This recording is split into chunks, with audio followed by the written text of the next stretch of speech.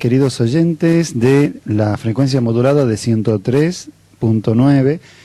Bienvenidos, les saluda un servidor, Pedro Bosniak. Esto es Donde la Historia Cobra Vida, el programa que se ocupa y se encarga de difundir los hitos de nuestra historia nacional y también mundial. Muchas gracias por acompañarnos y ya está con nosotros quien ideara el programa y quien es su anfitriona, Gaby del Corro. Muchas gracias. Viene llegando a Santiago la patriota expedición, ya se escuchan los clarines y el redoble del tambor. Donde la historia cobra vida, un programa para descubrir el lado desconocido de nuestros personajes históricos. Queridos oyentes de Donde la Historia Cobra Vida, bienvenidos una vez más a este encuentro con nuestras raíces históricas nacionales, también con la nota internacional, y en la conducción e idea del programa y los editoriales a cargo de Gabriela del Corro, conductora de el mismo, que ya está con nosotros. ¿Qué tal, Gaby? ¿Cómo estás? Buenas noches. Buenas noches, compañero, muchísimas gracias por presentarme. Bueno, una vez más nos encontramos en Donde la Historia Cobra Vida, el programa que sábado a sábado se ocupa del quehacer histórico, específicamente del nacional, la historia de nuestro país, que es la que nos permite de alguna manera poder reflexionar sobre la situación actual y también rescatar aquellos valores que dejaron nuestros próceres y aquellos que de alguna manera u otra desde su humanidad hicieron la patria. Y bueno, cada 6 de diciembre se celebra en Argentina el Día Nacional del Gaucho, recordando la gran obra literaria El Gaucho de Martín Fierro, escrito por José Hernández en 1872. La fecha se oficializa el 15 de diciembre de 1993 a través de una ley, la ley número 24.303. En tanto, el decreto 1096/96 dispone la creación de una Comisión Nacional del Gaucho en el ámbito de la Secretaría de Cultura de la Nación. Cuando el naturalista inglés Darwin visitó el Río de la Plata en 1833, escribió en su diario de viaje la impresión que le causaron los gauchos.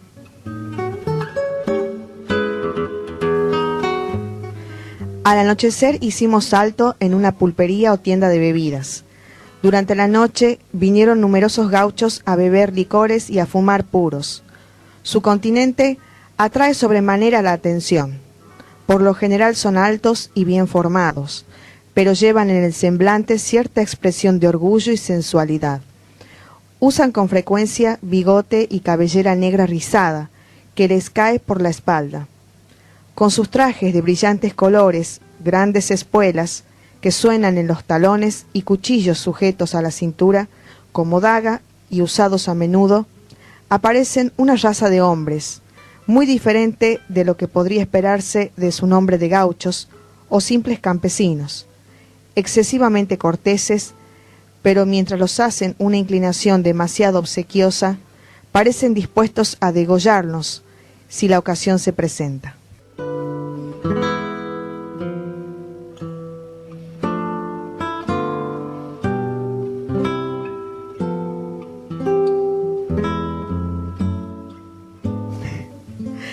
Durante los últimos 6 meses he tenido ocasión de observar un poco el carácter de los habitantes de estas provincias. Los gauchos o campesinos son muy superiores a los que residen en las ciudades. El gaucho se distingue invariablemente por su cortesía obsequiosa y hospitalidad.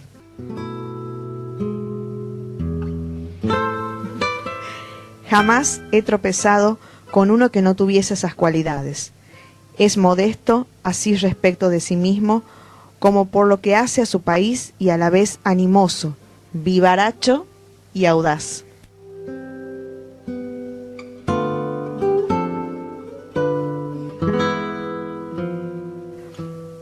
Por otra parte, es menester decir también que se cometen muchos robos y se derrama mucha sangre humana, lo que debe atribuirse como causa principal a la costumbre de usar el cuchillo.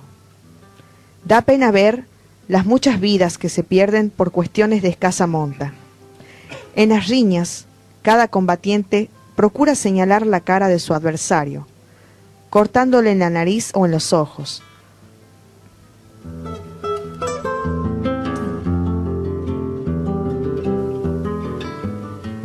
como con frecuencia demuestran las profundas y horribles cicatrices.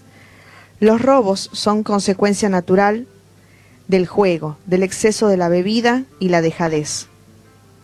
En Mercedes pregunté 2 hombres por qué no trabajaban. Uno me respondió gravemente que los días eran demasiado largos, y el otro que por ser demasiado pobre.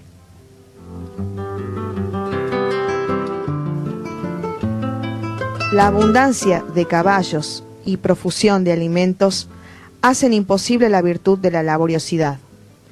Además, hay una multitud de días festivos y como si esto fuera poco, se cree que nada puede salir bien si no se empieza estando en la luna en cuarto creciente, de modo que la mitad del mes se pierde por estas 2 causas.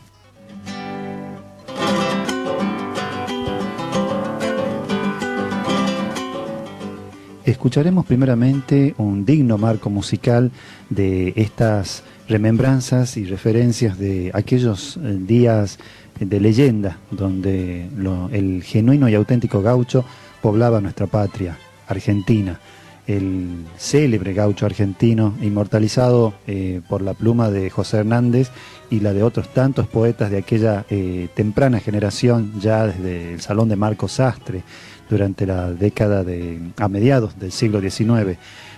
Vamos a escuchar unos fragmentos propiamente del Martín Fierro de nuestra gran pluma, nuestra pluma inmortal nacional, José Hernández, a quien hace muy poco rendíamos homenaje durante el Día de la Tradición, aquí en Donde la Historia Cobra Vida.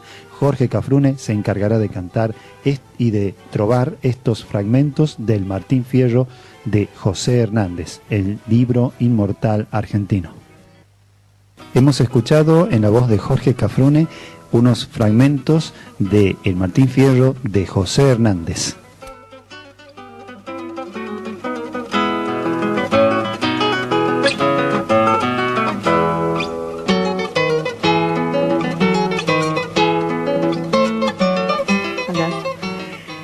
El naturalista Darwin, de origen británico, relata en su libro El viaje del Beagle cómo un caballo 3 veces se alzó tan alto sobre sus patas traseras que cayó de lomo.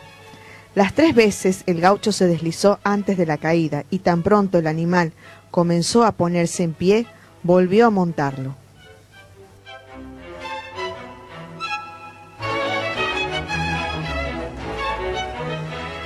Esta capacidad lo hizo indispensable para la caballería patriota de las guerras de la independencia. Hay numerosas anécdotas sobre cómo los gauchos de Martín Güemes contuvieron el avance del ejército realista, impidiendo la conquista del noroeste argentino. Un general español de la época comentaba que eran extraordinariamente diestros en manejar sus caballos, expertos en el uso de todo tipo de armas, valientes, astutos, para dispersarse y volver rápidamente a reagruparse, con gran confianza en sí mismos, una agilidad y sangre fría que despertaban la admiración de los oficiales europeos.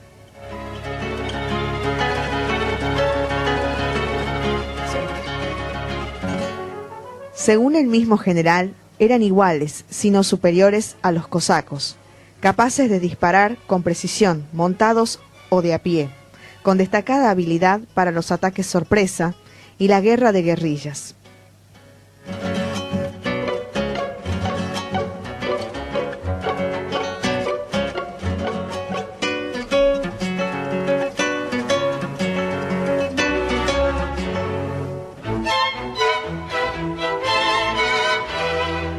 Bueno,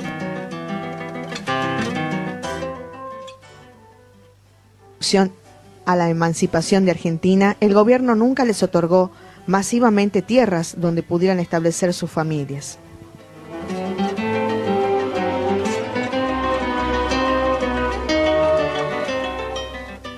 A mediados del siglo XIX, el término gaucho se utilizó para mencionar a los grandes propietarios ganaderos que vivían en el campo. A comienzos del siglo XX, con la llegada de los inmigrantes que diluyó la identidad nacional, Leopoldo Lugones mitificó al gaucho como símbolo de la argentinidad.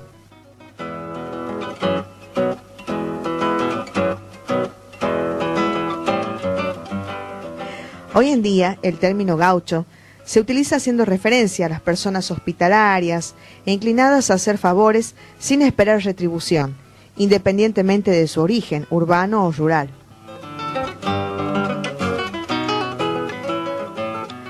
En El Payador, una obra escrita de Leopoldo Lugones en 1916, en celebración del Martín Fierro de José Hernández, Leopoldo Lugones construye el mito del gaucho como símbolo de argentinidad, afirmando que el gaucho fue el héroe y el civilizador de la Pampa.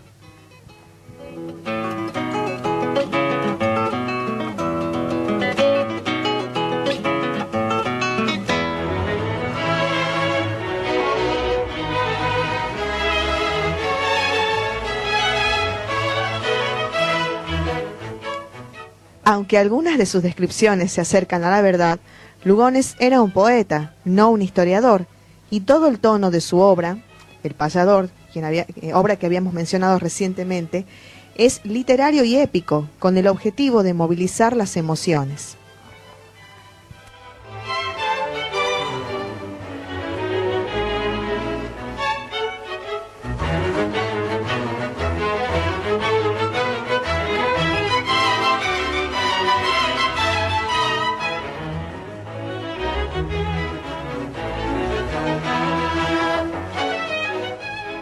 El prestigio de Leopoldo Lugones como escritor le permitió imponer en los círculos ilustrados de su época y por muchos años después al gaucho como prototipo de argentinidad.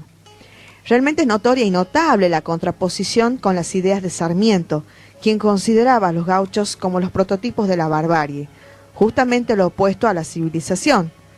Bueno, son desmesuras propias de grandes innovadores que realmente deben ser señaladas.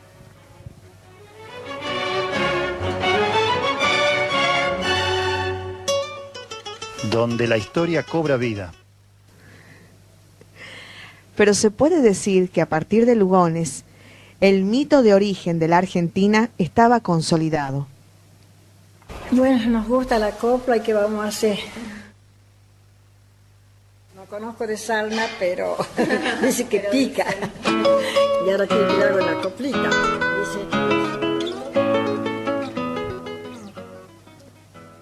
Pero se puede decir que a partir de Lugones, el mito de origen, como habíamos comentado recientemente, de la Argentina estaba consolidado.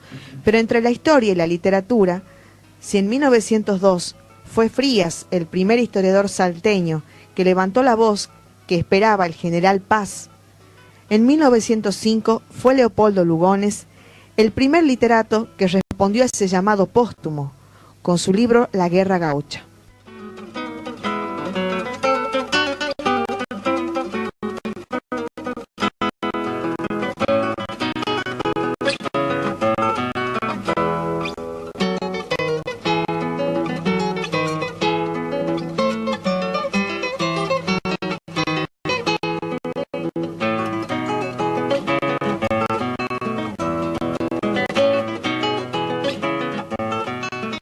Con la Guerra Gaucha, mirando hacia los confines de la patria, Lugones incorporó el paisaje y la historia del noroeste al mapa de la Argentina. La Guerra Gaucha fue uno de los mayores aportes a la historia de Güemes y al heroísmo anónimo de sus gauchos. Esto es así, comentó Lugones, porque la Guerra Gaucha fue anónima, como todas las resistencias nacionales. Es la gente sin historia la protagonista de la obra lugoniana.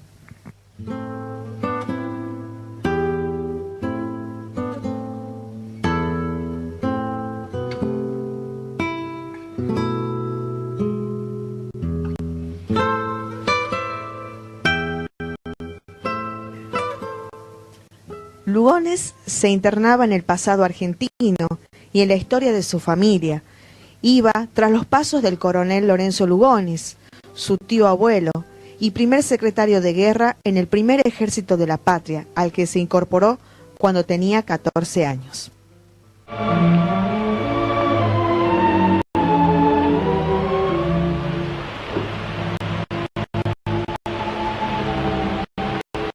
Donde la historia cobra vida. De este sable perteneció a un criollo que cayó prisionero en Ayohuma fue fusilado por los perjuros de Salta. Era mi hermano. Y no era un traidor. Peleaba por la tierra donde había nacido. Es la segunda vez que me lo dice, pero se equivoca. No soy un traidor. Obtuve mi grado en el ejército español y presté juramento al rey. Eso es todo. No, no es todo. No es ni la sombra de la verdad. En los ejércitos criollos sirven hombres como San Martín, que entre la tierra natal y el juramento supieron elegir mejor. Señor. ¿Dónde está? ¡Oh, el diablo! Yo le voy a dar mimos y tisanas. Fierro es lo que necesito. Don Miranda, serénese. Capitán, ¿qué significan sus gritos en mi casa? Malaya. No sé cómo en una estancia patriota se cuida la vida de un enemigo. Aquí soy dueña y no doy cuenta a nadie de mis actos. Será dueña de su casa, pero no de la vida de ese. Déjeme subir, señora. Pase si se atreve. Gracias, señora. Pero estas son cosas de hombres. Y proseguimos en donde la historia cobra vida, habiendo escuchado hace tan solo unos instantes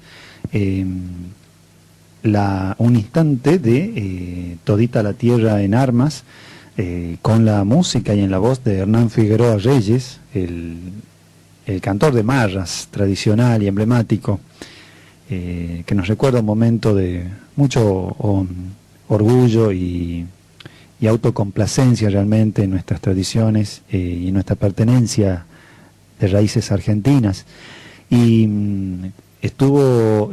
y ese tema musical tan emblemático estuvo coronado por un instante de La Guerra Gaucha, título que debemos al libro homónimo de Leopoldo Lugones, una de nuestras máximas plumas argentinas, que da título a la película rodada en 1942, de la cual hemos compartido unos instantes.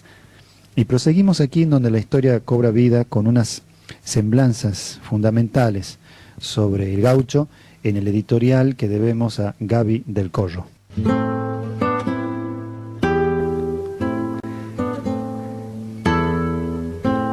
La vida del gaucho es un prototipo de desintegración social, y decimos que es un prototipo de desintegración social. El gaucho recorría grandes distancias, y en las pampas había mucho más hombres que mujeres. Raras veces formaba una familia estable, y esto se equilibraba y compensaba por la poliandría de la mujer rural pampeana, quien solía tener muchos hijos de padres diferentes, a pesar de estar en sus ranchos, mientras los hombres vagaban solos, ni siquiera en grupos, por la llanura. El único centro rural de socialización era la pulpería, una mezcla de almacén de ramos generales, bar, salón de juegos, deportes y bailes. Los asistentes no siempre eran amigables, y el dueño los atendía detrás de barras de hierro. Los relatos señalan la frialdad con que causaban derramamientos de sangre. Acostumbrado desde su infancia a degollar y carnear a animales, le parecía natural hacer lo mismo con las personas por diversión.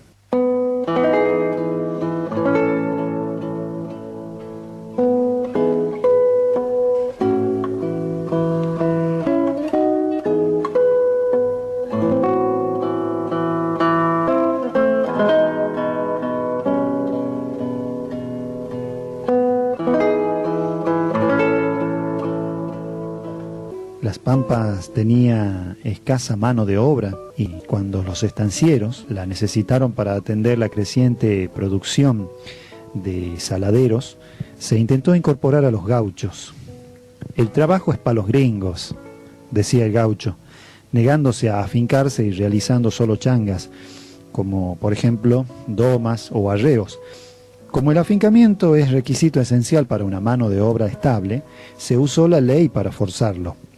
La provincia de Buenos Aires, por ejemplo, promulgó en 1815 un decreto que catalogaba de vagabundo a cualquier hombre en edad de trabajar que no presente la papeleta constancia de trabajo estable que se renovaba cada 3 meses.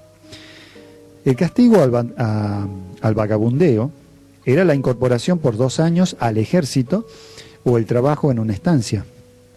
Como relata el Martín Fierro, al trabajo forzado que intentaban imponerle la civilización, el gaucho respondió con la fuga hacia la barbarie.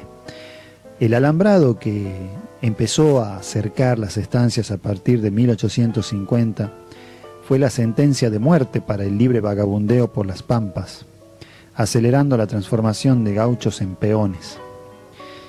Hay un gran parecido entre los vaqueros estadounidenses, los cowboys y los gauchos argentinos. Este parecido se debe a similares circunstancias geográficas y sociales. En su Historia Argentina, José Manuel Estrada señala que los gauchos fueron el producto de un sistema de gobierno despreocupado de la agricultura, el comercio, la educación, el progreso material y el bienestar de los gobernados. Si las personas no pueden satisfacer sus necesidades esenciales dentro de la organización social, lo harán fuera de ella, creando nuevas maneras de resolver sus problemas vitales y nuevos sistemas de valores compatibles con su forma de vida. Se puede simpatizar con las desdichas del gaucho, admirar su entereza ante la adversidad y su valor guerrero. Se puede reconocer sus virtudes a través de dichos como ser gaucho y hacer una gauchada.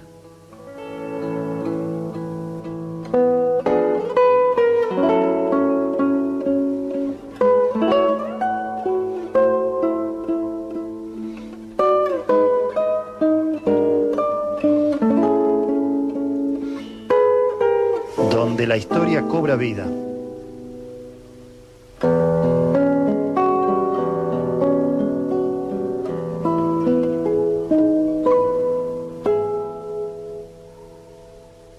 Roberto Rimoldi Fraga, aquellas grabaciones de Marras, aquellas grabaciones ya legendarias del famoso cantor patrio, que fuera el yerno, hasta donde sabemos, del famoso general Lanusse durante la transferencia de poder, el reemplazo de poder que hizo en la suplantación a las 2 últimas figuras de gobierno de facto, la primera en la figura del general Juan Carlos Onganía, e inmediatamente seguido por el brevísimo, por no decir fugaz, gobierno de Livingston, que fue inmediatamente suplantado por Lanusse cuando vio que Livingston tenía ínfulas de querer perpetuarse en el poder como al estilo de los viejos dictadores de leyenda en Europa como Mussolini o Hitler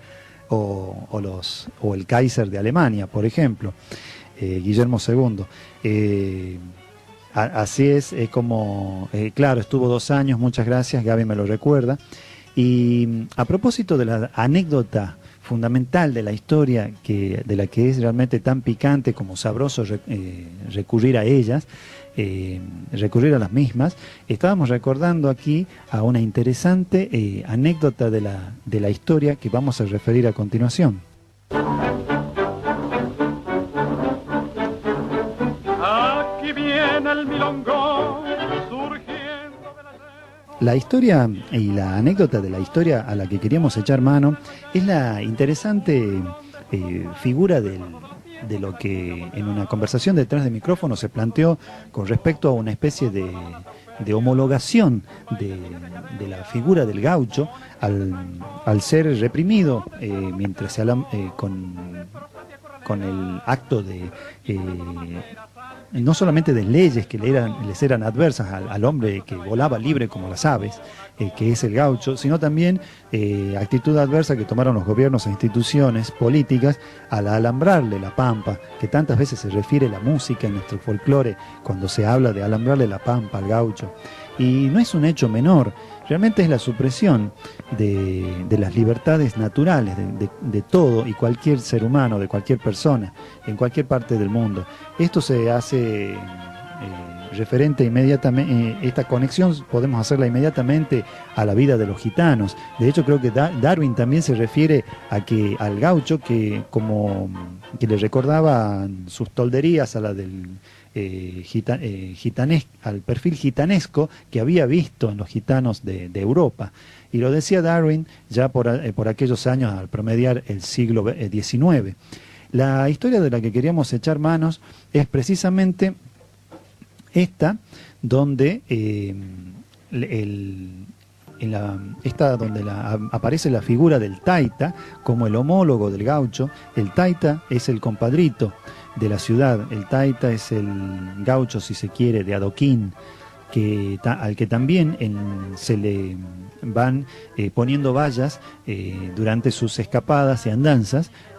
Cuando vemos al personaje de El hombre de la esquina rosada, de Benito Lynch, si no me equivoco, como autor, y es donde vemos que se va poniendo parapetos en la construcción del llamado progreso al edificar la ciudad, de manera que impedían el escape a través de los campos libres de lo que era el suburbio en su extremo más alejado del centro de Buenos Aires, de la gran ciudad de metrópoli de Buenos Aires, donde el taita ya no pudo escapar de sus andanzas y correrías y volar libremente escapando de la policía.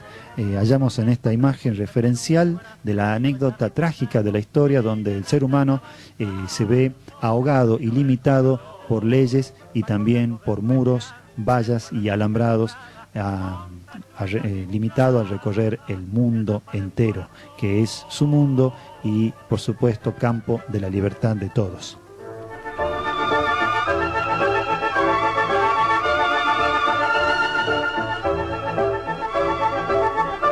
El autor era el inmortal Borges, a quien quería aludir en este momento como autor de aquel cuento inmortal de una de nuestras máximas plumas, sino la cumbre de nuestras letras argentinas, quien es hasta el momento Jorge Luis Borges, en su cuento del mismo título, El hombre de la esquina rosada, se refiere a este hombre, a este taita del asfalto, el compadrito de la ciudad, figura tan recurrente y amada apasionadamente por Borges en el culto que le hizo en las letras. Allí vemos entonces a este gaucho de ciudad, el taita y el compadrito, también limitado en su vuelo de libertad.